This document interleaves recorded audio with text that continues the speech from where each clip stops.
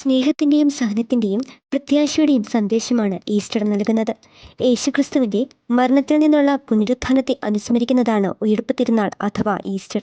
Christian ദൈവശാസ്ത്രത്തിലെ ഏറ്റവും പ്രധാനപ്പെട്ട സംഭവമായി ഇത് കണക്കാക്കപ്പെടുന്നു. കാരണം ഇത് പാപത്തിൻ്റെയും മരണത്തിൻ്റെയും വിജയത്തെ സൂചിപ്പിക്കുന്നു. ആദ്യ നൂറ്റാണ്ടിൽ റോമിലെ ക്രിസ്ത്യാനികൾ ഈസ്റ്റർ ദിനത്തെ വിളിച്ചിരുന്നത് ആനന്ദത്തിൻ്റെ ഞായർ എന്നായിരുന്നു. ഈസ്റ്ററിന് ഒരാഴ്ച മുമ്പുള്ള ഓശാന ഞായറാഴ്ചയോടെയാണ് വിശുദ്ധവാരം ആരംഭിക്കുന്നത്.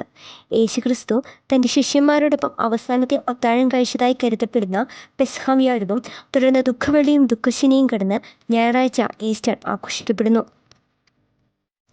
യേശുക്രിസ്തുവിൻ്റെ ഭൗമിക ജീവിതത്തിൻ്റെ അവസാന ആഴ്ചയെ അനുസ്മരിക്കുന്ന വിശുദ്ധവാരം ഓശാന ഞായർ അഥവാ പുസ്തക പെരുന്നാളോടെ തുടക്കം കുറിക്കുന്നു.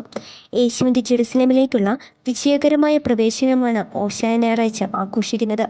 അവിടെ ജനക്കൂട്ടം ജെറുസലേമിലേക്ക് കഴുതപ്പുറത്തേറി വരുന്ന യേശുവിനെ തങ്ങളുടെ വസ്ത്രങ്ങൾ നിരത്തിവിരിക്കുകയും ഒലിവ് മരച്ചില്ലകളും ഈന്തപ്പനയോലകളും കൊണ്ട് അവനെ സ്വീകരിക്കുകയും അവൻ്റെ രാജകീയ പദവിയെ രേഖപ്പെടുത്തുകയും ചെയ്തു.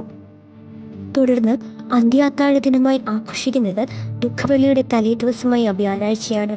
ആ ദിവസം പെസഹ വ്യാഴം എന്ന് പറയുന്നു. പെസഹ തൻ്റെ ശിഷ്യന്മാരുമൊത്തുള്ള യേശുക്രിസ്തുവിൻ്റെ അന്ത്യാത്താഴത്തെ അനുസ്മരിക്കുന്നു. യേശു തൻ്റെ ശിഷ്യന്മാരുടെ ഒപ്പം അവസാനമായി കഴിച്ച അത്താഴത്തിൻ്റെയും അതിനു മുൻപായി അദ്ദേഹം അവരുടെ കാലുകൾ കഴുകിയതിൻ്റെയും ഓർമ്മപ്പെടുത്തലായാണ് ഈ ദിനം ആചരിക്കപ്പെടുന്നത്. പെസഹ എന്ന വാക്ക് പെസഹ എന്നർത്ഥമുള്ള പസ്ച എന്ന അറമായ പദത്തിൽ നിന്നാണ് ഉരുത്തിരിഞ്ഞത്. യേശുക്രിസ്തുവിൻ്റെ കുരിശുമരണവും കാൽവരിയിലെ അദ്ദേഹത്തിൻ്റെ മരണവും അനുസ്മരിക്കുന്നതാണ് ദുഃഖവെള്ളി. പ്രധാന പുരോഹിതന്മാരും പന്തിയോസ് പിലാത്തോസും ഉൾപ്പെടെയുള്ള റോമൻ അധികാരികളുടെ മുമ്പാകെ യേശു നിരവധി പരീക്ഷകൾ അഭിമുഖീകരിച്ചു. യേശുവിൽ ഒരു തെറ്റും കണ്ടെത്തിയില്ലെങ്കിലും ജനക്കൂട്ടം യേശുവിനെ ക്രൂശിലേറ്റണം എന്ന് പറഞ്ഞു. പിലാത്തോസ് ജനക്കൂട്ടത്തിൻ്റെ ആവശ്യത്തിന് വഴങ്ങുകയും യേശുവിനെ ക്രൂശിക്കാൻ വിധിക്കുകയും ചെയ്തു. ജെറുസലേമിന് പുറത്ത് കാൽവറി എന്നറിയപ്പെടുന്ന ഗാഗുൽത്തായിൽ യേശുവിനെ ക്രൂശിച്ചു. അവനെ പരിഹസിക്കുകയും തള്ളുകയും മരക്കുരിശിൽ തറയ്ക്കുകയും തുടർന്ന് ആ കുരിശിൽ യേശു തൂങ്ങി മരിക്കുകയും ചെയ്തു. ശേഷം യേശുവിൻ്റെ ശരീരം കുരിശിൽ നിന്നിറക്കി കല്ലറയിൽ സംസ്കരിച്ചു. മനുഷ്യരാശിയുടെ പാപങ്ങൾക്ക് പ്രായശ്ചിത്തമായി യേശു കുരിശിലേറ്റപ്പെടുകയും തുടർന്ന് 3-ാം ദിവസം ഉയർത്തെഴുന്നേൽക്കുകയും ചെയ്തു.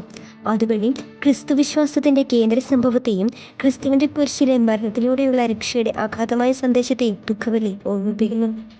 യേശുവിൻ്റെ കുരിശുമരണത്തിൻ്റെ ദിനമായ ദുഃഖവെള്ളിയാഴ്ചയ്ക്കും ഉയർത്തെഴുന്നേറ്റ ഈസ്റ്റർ ഞായറിനും ഇടയിലുള്ള കാലഘട്ടത്തെ അടയാളപ്പെടുത്തുന്ന ദിവസമാണ് ദുഃഖശനിയാഴ്ച.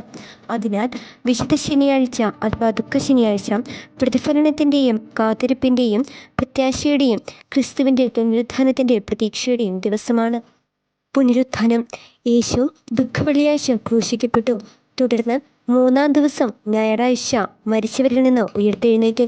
മരണത്തെ കീഴടക്കി മനുഷ്യരാശിക്ക് രക്ഷ വാഗ്ദാനം ചെയ്തു. സന്തോഷത്തിൻ്റെയും പ്രതീക്ഷയുടെയും പുതുക്കലിൻ്റെയും സമയമാണ് ഈസ്റ്റർ.